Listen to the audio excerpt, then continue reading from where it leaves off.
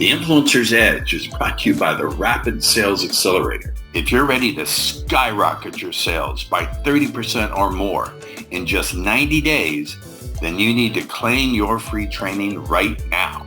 You'll learn 4 words that will compel your prospects to trust you like they were children within the first 3 to 5 minutes of any conversation across any platform and any medium. You'll learn how to give your prospects objection amnesia, to crush objections like, I need to talk to my spouse, or I need more time to think it over, or it's too expensive. If you'd like to claim your free training now, go to www.paulrossbook.com. Do it before your competition does it now. Welcome to the Influencer's Edge. This is the place where you come to get the latest breakthroughs, cutting-edge insights, tools, and techniques to leapfrog over the pack in sales, persuasion, and influence. Be sure you visit our website at www.theinfluencersedge.com. And while you're there, subscribe to us via your favorite network. Now sit back, tune in, and enjoy today's episode. Hey everybody, we have a sales giant with us today, and I don't mean his stature. I don't mean he's 10 feet tall. He doesn't look that tall a fella. Maybe he is, maybe he's not. Our guest today is Darren Mitchell. And when I say giant, I'm referring to the results he's delivered. Over 100 million, wait for it, dollars in sales. $100 million in sales. So when this gentleman talks, you better open your ears, kick out the dog. Gently put out the dog, keep the cat in, because cats are life, as you can see, in my beliefs, at least anyway. Cats and money. And let's dive right in, Darren. So you are a sales expert, $100 million under your belt. Age 23, what were you doing when that's when you caught the sales bug, as you put it in your bio, but what were you doing before that? Well, thanks first of all for having me on the podcast, Paul. It's as we were talking before we press record, it was January that you were on my podcast, and it's amazing how quickly time flies. I hope you got good feedback from your listeners. Always good feedback. Always good feedback. So what I was doing at 23, well, I started out as an engineer. My whole desire growing out of high school into uni was to be a highfalutin, highly paid, charismatic project manager working on big city-sized skyscraper buildings Oh, wow. in Melbourne and Australia. But around the time of 1989, 1990, we had a prime minister called Paul Keating who said Australia is in a recession that we have to have. And so the building industry went belly up, and lots of us were left with no role. So I found myself in telecommunications, and within a short period of time, I started working with salespeople in that organization. And I figured that, how's this? They were wearing nice suits, they were driving really nice cars, they were playing a lot of golf, having lots of long lunches. And I said, you know what? I reckon I'll have a piece of that. I reckon I can do that through observing them. So I jumped into sales at around 23, Well, that's a 24. very interesting way of thinking about it, that you didn't necessarily think, I'm going to take sales training courses, or let's go to Dale Carnegie. You thought, I can learn by observing. So Yep. let's talk about that skill. I want to unpack. See, we don't even get into the fucking, I can say fuck, it's my show. Fuck, fuck, fuckity, fuck, fuck. We don't get into the fucking biography sometimes. We just go right into the nitty gritty, right into the meat of the matter. So, no, I'm not going to make that pun. This is my show. I'll make the pun. I'll tell you the joke afterwards. So, where did you get this talent to learn by observing others? Did you always have it, or you can't learn to be an engineer by observing others. You have to go and study and take all the theory and et cetera, et cetera. So, where did you get this skill? If I'm looking back, I started to develop that through high school, the back end of high school, but also through my university days. I was playing AFL football at the time, so at a pretty high level. So we had to be observant, and I started to learn how people go about things and not just listen to coaches or listen to other players. I started to watch them in terms of what were their strategies, what were their tactics, How do they go about handling things like pressure?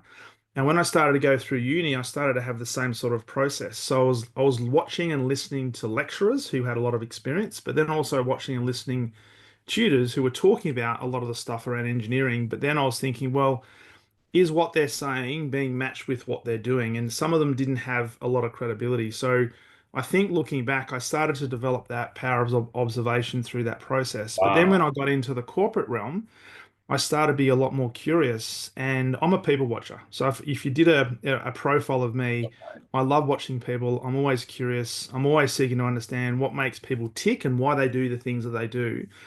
So I'd like to say it didn't necessarily come naturally, but I probably had a dispensation towards it. And so when I recognized that, I started to ask more questions. And when I asked more questions, people started to share why they're doing what they're doing and how they're going about things, which I think looking back helped fast track me into that sort of opportunity. And I've never looked back really. That makes sense. So you mapped over, you carried with you, you rolled over those skills from football, which we call soccer over here, however you want to call it, the most popular sport in the world. So good on you. Well, it's And actually just not. It's not soccer. It's Australian rules football. So it's the one with the route, the oval ball. Probably oh, the we would say the most popular game in the world, but maybe from your perspective, the second or third most popular game in I the like world. Muay Thai fighting. I like women's straw weight Muay Thai fighting. How's that for my honor?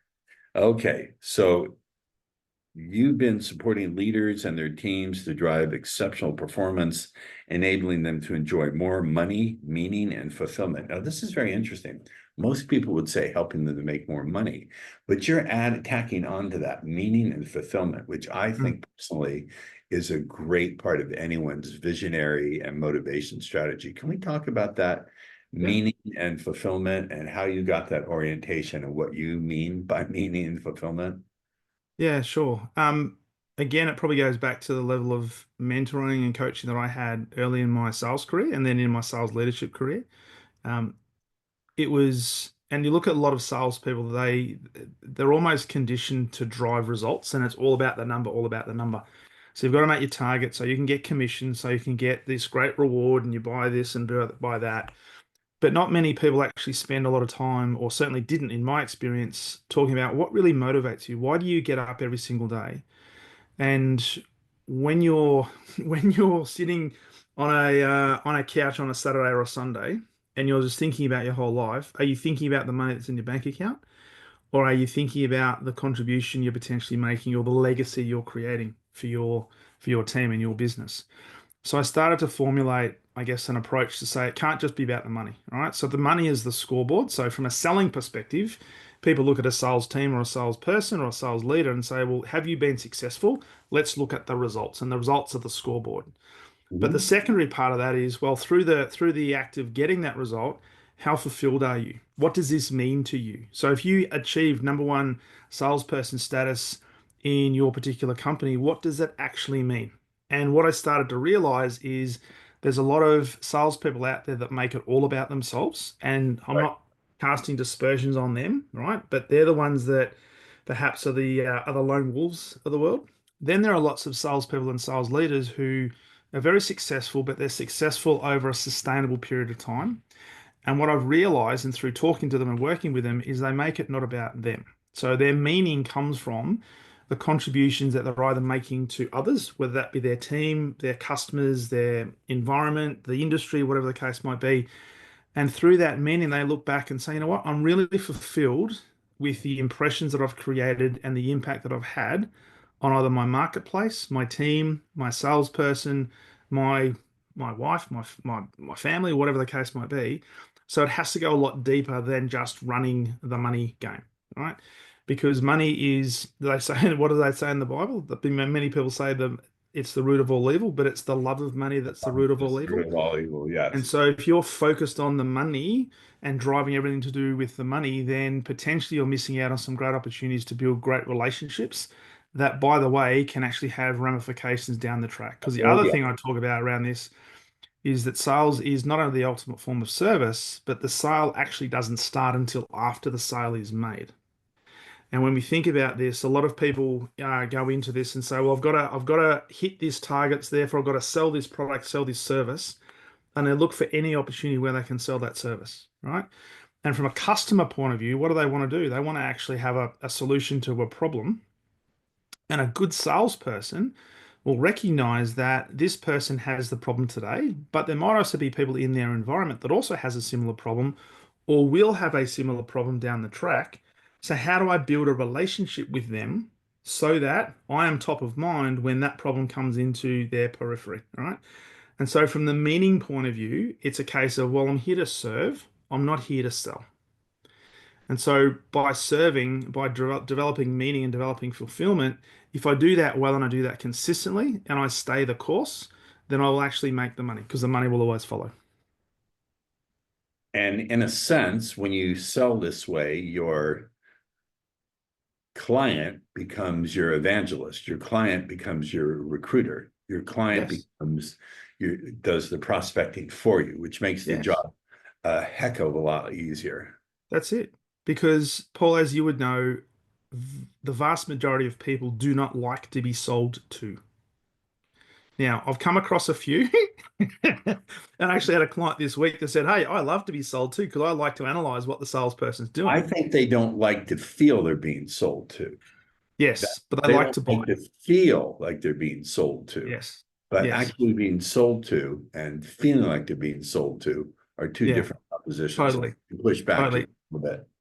So it's the perception of us often that we get as salespeople, and there's a lot of people that talk about the term commission breath. So if you can detest or detect um, or smell commission breath on somebody, then there's a potential level of desperation that says it's all about the salesperson, right? This salesperson has commission breath, so they're trying to convince me to take this product or take this service.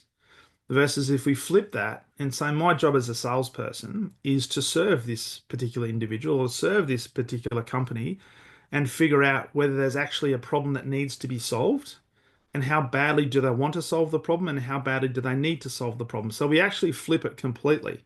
Now, when we do that, then that delivers a lot of meaning to many people because we're now making a contribution and we're helping solving problems.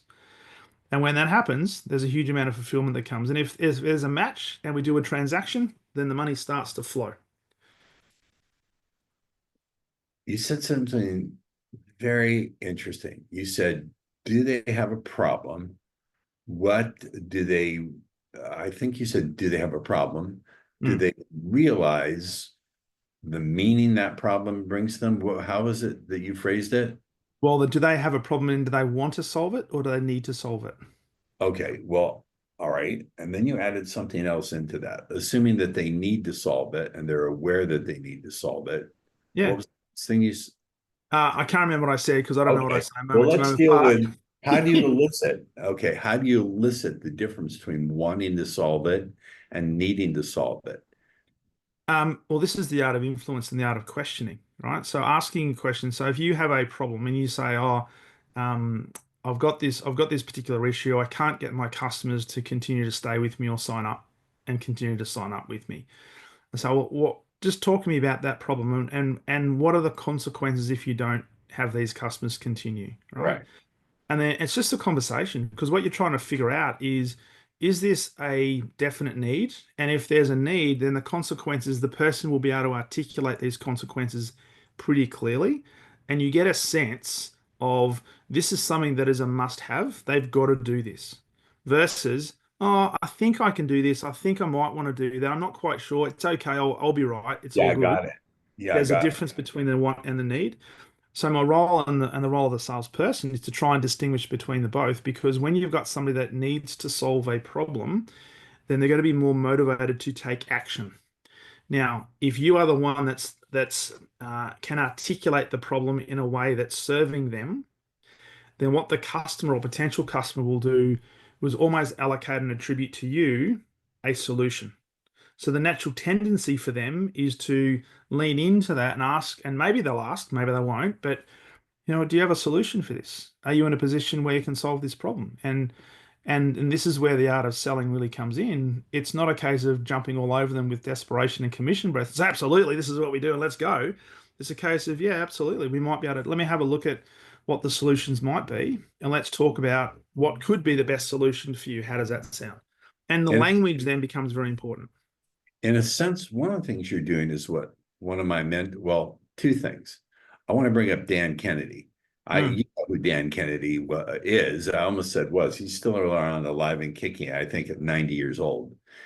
Dan said people buy from the person who has the best diagnosis, not necessarily the person who has the best solution. So yeah, if you can give people the perception or the actual experience that you really do understand the problem and what's the yeah, driving need underneath the problem, then they will assume, even if mm, it's not true, they will naturally jump to the conclusion that you're the best and maybe even only one to provide the solution. I think this is yeah, one of the reasons why the question-based selling works so well. yeah. So, It's so true. And in fact, I was doing a masterclass for a client this week, and we were talking about this as a bunch of sales leaders, and we're talking about the act of serving and problem solving. And we drew out from that conversation a lot of these guys who were in the call have been in the industry, and this is a mechanical, electrical type industry for 15, 20, sometimes 25 years. And they were reciting examples where customers that they'd been dealing with 20 years ago, when they were working at a different company, are still ringing them today, asking them for advice or asking them for part numbers, right? And I said, well, when they do that, what do you do? And they said, well, what we do is I actually give them the part number because I'm there to serve them. And I said, isn't that interesting? What does that tell you about your reputation in the industry? And they were kind of thinking, well, I don't know, what does it mean? And I said, well, understand this. And this is something that Dan also says, that people like to do business with those who they know, who they like, and who they trust. And so if you're the first person they think about when they've got a problem, irrespective of where they work, they're thinking about you. And if you can deliver them service, then there's a high probability that they'll want to actually do business with you, irrespective of the company that you represent. So that's where servitude comes into it, right? well, I don't know about servitude, but serving.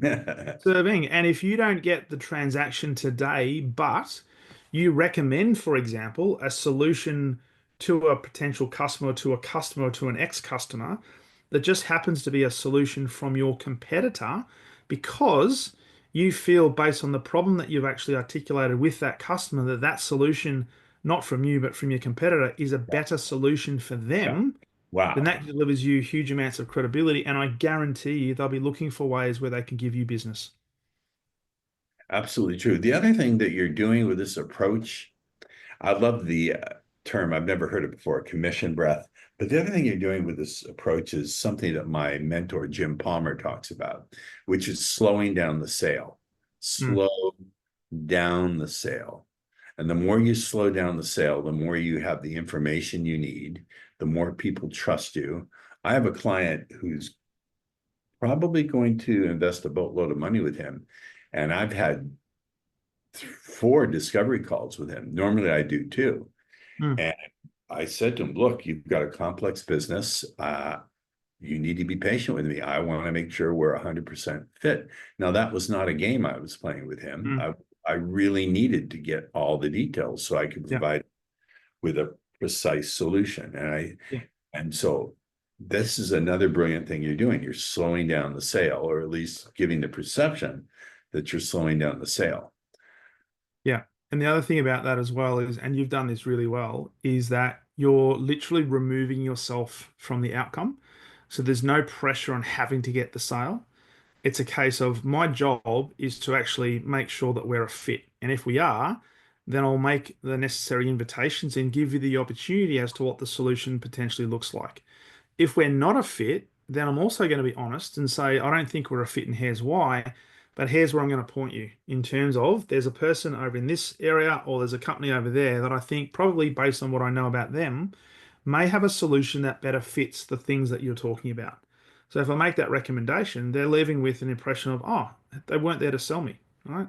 So it's a conversation and it's a relationship that starts to get formed. The hit I'm getting as I listen to you speak and this is, I always get my intuitive hits to my left and up and to my left, is you investigate in order to influence. You're an investigator. You're a really good detective. You Mm, are a sales detective mm. and investigator as much as you are an influencer. And I hate the word closer. I hate it. I hate it. I hate it. Yeah, me Closers too. are Me losers. too. Closers Me are too. losers, as Jeremy Miner would say. Love Jeremy. I don't know if you're familiar with his work or Yeah, not. I know Jeremy very well. Not personally, but I know his work. So yeah. Yeah, he's everywhere. Wow. Uh, you're one smart dude. Let's keep diving in. So, you've trained 5,000 plus people, interviewed hundreds of highly successful sales leaders. I understand you interviewed a genius back in January. I wonder who that was. I one of the things I was just my prior guest today that I interviewed, and I don't know when these are going to go out, is a Yep. former FBI chief of staff for counterintelligence. And Yep. in Nice. addition to failing to give me answer whether I have a file or not, we were diving into the idea of being well regulated emotionally. If you're Yeah. emotionally dysregulated, you're going to take everything personally and you can't sell. So I Yes. love what you said just prior is I'm removing myself from the outcome. I'm Mm. detached from the outcome cognitively. So it's not something I need to have. Yeah. Someone once said to me, those who look hungry never get fed, which I think is a bit cynical, but in the world of sales, and I may add seduction, it's Yeah. 100% true. Absolutely. And there's being a master hypnotist and NLP practitioner, you know Really? that if there's if there's desperation, people can detect that. And certainly in Australia, we talk a lot about the bullshit meter, and people in Australia are really good bullshit detectors, right? So they know they get a feeling that they get a sense from somebody as to whether this person's a genuine person and whether this person is really there to serve themselves or whether they're to serve you. And so what I teach salespeople all the time is, yeah, you've heard all this stuff about numbers, numbers, numbers, numbers, and sales is a numbers game. And yes, there's an element of truth to that. But you can actually make a lot of sales and be very successful with a small number of customers that you deal with, as long as you focus on what are the right areas. Are you there to solve problems? Are you there to serve? Or are you there to sell? There's a big difference. If you're there to serve, then what you're looking for and the way you actually come across with your conversations and with your entire energy is you're there to see if there's a solution. You're there to do, as you said, investigate as to whether there's a problem that needs and wants to be solved. And when I'm doing that, that's my job. My job is to figure out whether there's a fit. And if there's a fit, then the logical thing is I'll make an invitation as to whether you'd like to know more about how we work together, right? Whether that's a product, whether that's a service, whether that's a small business, whether that's an entrepreneurial solopreneur, or whether it's a big organization, the same process is the same, right? We're all in problem solving mode. And by the way, I am not a hypnotist. I'm not a hypnotist. You will have me back on your podcast. One, or you will forget your toilet training. One, two, three. I want to talk about pain points, identifying Yeah. pain points, some technology, some techniques to do that. Because as I know from doing neurolinguistic programming, and as I know from a little bit of neuroscience, by the way, this is a great little book for those who want to know the neuroscience of being happy. Happiness Trap. The Yeah, Illustrated Happiness Trap. yeah, really good book. But your brain is not hardwired to make you happy. It's hardwired to keep you safe. Mm. But people, fortunately or not fortunately, whether you like it or not, are more motivated to move away from pain. Generally speaking, if they're evolved and worked on themselves, then they're going to take both into account equally than they are towards pleasure. So Yeah. talk about investigating in a way that once you get the pain point, how hard do you press down on that puppy? I don't want to sound like I'm standing in the middle ground here, but the answer to that is it depends. And a lot of it has to be It's a good answer. trusting your intuitive faculties in the moment. So depending on the topic of the conversation, depending on I guess, the depth of the problem, you got to be mindful of not creating too much pain for the individual or for the company. But what you do need to do is to identify, well, how much is this costing them or potentially will cost them if they Correct. don't take action, right? So Correct. there's a lot of people that talk about from a products or even from a services perspective, all the wonderful benefits that you can get from doing business with us, right? You get this and you get that, and you get this beautiful widget and all these different colors.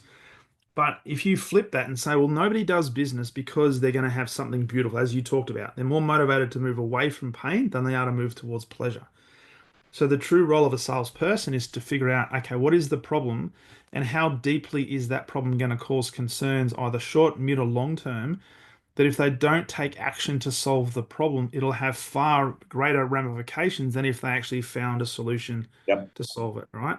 So it's literally trying to build up the pain as much as possible, but recognizing where the threshold is, because you don't want to have somebody in a fetal position on the floor sucking their thumb because you've actually just put them into some sort of cataclysmic episode. Um, but Well, what are we is the talking threshold? about personal life or sales? Well, sometimes it's both. I've certainly done one, and it's rather entertaining. But yeah, it's so if you think about the role of a salesperson as an investigator, that's the core role to figure out is there a problem? Because if we understand that sales at its core is first of all the ultimate form of service, which I've already said, but also it's a problem solving exercise. So you need to be the problem solver. Then you've got to identify what that problem is, and then you've got to hone in on that problem and try to build it up so they recognize, hey, I've got a decision here. I've never really looked at this problem like I'm looking at this problem today. So I'm now getting into a position where I've got to make a decision. And that decision's either going to be I'm going to stop, I'm not going to do anything, I'm going to be happy with my old ways, or I'm going to move forward and actually work on a solution to solve the problem. My job as a salesperson is to figure out not to push them, but to figure out how badly do they need to do that? How badly do they want to do that? And if they don't do it, what are the consequences going to be? Yeah. And that's not me telling them what the consequences are, because that's like me telling you how good my product is, and you quite rightly say, well, who cares, right? It's getting them to tell me how badly do they need it or how badly do they want it. If they don't do it, what are the consequences? That's a good objection destroyer too. If people Yeah. say to me, uh, your fee is too high, I'll turn Mm. around. First of all, with the right person, you're not paying a fee, you're investing in skills. So what's it going to cost you if you don't invest in the skills that you fully recognize only I can get you there? And then Yeah. I shut my mouth. As you Yeah. know, sales, the big word is the big initials are STFU. Shut the Fruit fuck cake off. Tough. Shut the fuck up. There's a time for silence, which I think there's that tension there between the one who speaks first and the one who doesn't. Yeah. And would you Yeah. agree that you have to be comfortable with that silence and the tension? Absolutely. I do a lot of public speaking courses and presentation and pitching skills courses to salespeople, and we talk a lot about silence. And I actually get them to do exercises where they become really comfortable in discomfort around silence, because most people don't like it. Most people want to fill it with something. And if you look at the average salesperson likes to talk, and the generalization around selling and salespeople is that you've got to have the gift of the gab. You've got to be able to talk underwater with a mouthful of marbles. Well, no, that's not actually correct. Some of the best salespeople on the planet are very introverted, and they're very good at asking questions and then maintaining the silence, maintaining the discomfort, but also maintaining the space and holding the space so that the customer can actually process what's just been said.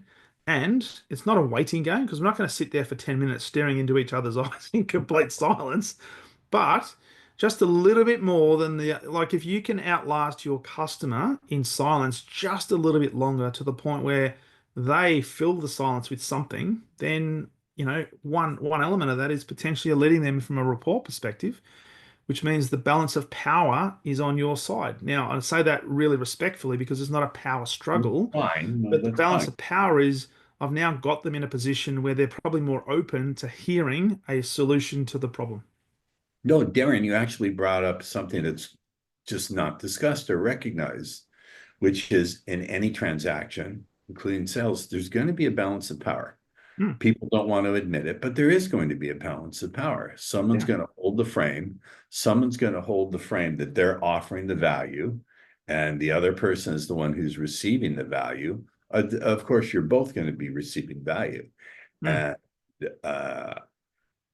well, I'm not going to make this about me and the techniques I teach, but I won't, because that's not how I do a podcast.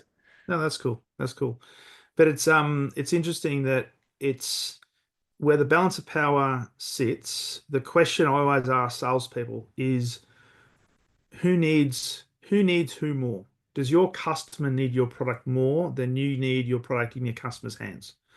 And that's an attitude thing. So again, coming back to what we talked about before, in that if we can remove ourselves from the outcome, like I sell a product, right? I sell a mobile phone. I've got to believe that that is the best product or the best solution on the marketplace. And I've got to believe that, right? But I've also got to recognize that there are probably other solutions in the marketplace that could do pretty much the same thing. Yeah. So what is it about this and about me that people are going to want to do business with me? Well, it's not going to be the product. No. So the attitude needs to be, well, I'm not going to flog you the product. I've got a solution. I don't just give this solution to anybody and everybody. I give this solution to people who qualify to getting access to this solution. My job is to figure out whether you qualify. That's it. And that takes a lot of pressure off because I'm no longer pushing, I'm potentially pulling.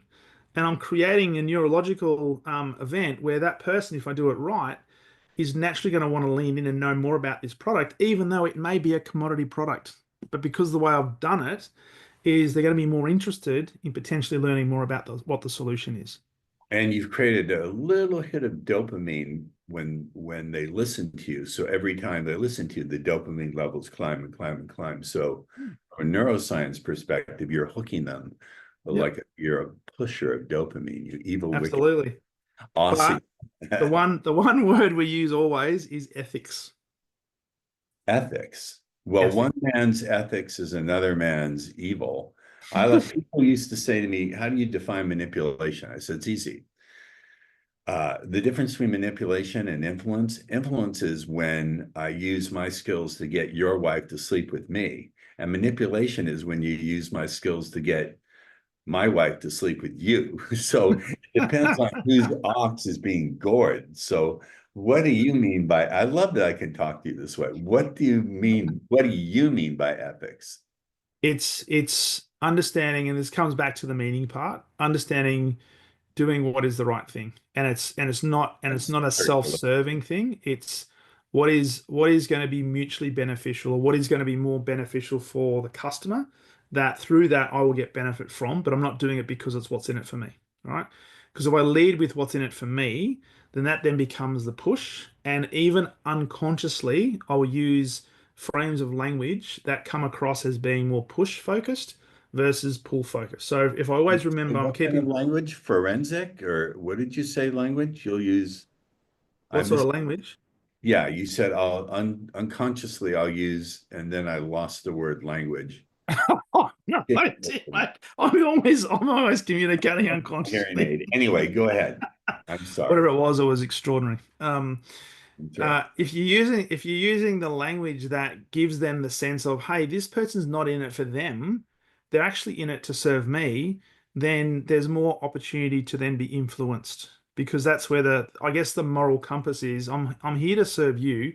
I'm not here to serve myself. So it has to be a win-win, and that's a bit of a wanky term, I know, but because what I'm looking for is, I'm recognizing, this is what I say to salespeople all the time, particularly in the business to business marketplace. Chances are you're going to be dealing with this customer more than once. Yeah. And so if you understand that the sale doesn't start until after the sale is made, and you do that really ethically, then there's a higher probability that post the sale, they're going to recognize, based on how you interact with them, that, oh, this person's not just a one night stand type person. This person's in for the long haul.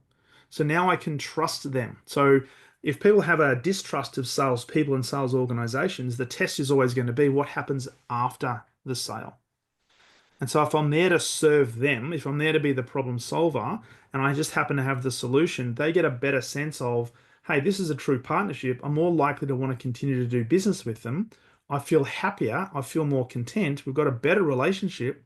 Business just happens to then roll. Agree 100%. Darren, we could go on for hours. Unfortunately, I'm an old man, need my nap. We learned a lot today. How can people best stay in the conversation with you? Oh, the best place is LinkedIn. So if you go to LinkedIn, either use my name, Darren Mitchell, or look up Sales Leadership Coach. That will come up on LinkedIn. And my website is exceptionalsalesleader.com. How do you spell your first name for those who are confused? Darren, Darren, Mitchell, Mitchell. Well, you've inspired me today. I'm going to slip another shrimp on the Barbie and eat some Vegemite. Awesome, Paul. And have some Fosters. Stay on with me after the episode is officially done because I want to chat with you a bit. No worries, man. A great episode with my friend, Darren Mitchell, and we'll catch you on the other side, ladies and germs. The Influencer's Edge is brought to you by the Rapid Sales Accelerator. If you're ready to skyrocket your sales by 30% or more in just 90 days, then you need to claim your free training right now. You'll learn 4 words that will compel your prospects to trust you like they were children within the first 3 to 5 minutes of any conversation across any platform and any medium. You'll learn how to give your prospects objection amnesia, to crush objections like, I need to talk to my spouse, or I need more time to think it over, or it's too expensive. If you'd like to claim your free training now, go to www.paulrossbook.com. Do it before your competition does it now. Thank you for tuning in to the Influencer's Edge, where you get the latest breakthroughs, cutting-edge insights, tools, and techniques so you can leapfrog over the pack in sales, influence, and persuasion. Remember to visit our website at www.theinfluencersedge.com to enjoy even more great episodes like this one. We look forward to seeing you again on the Influencer's Edge Show.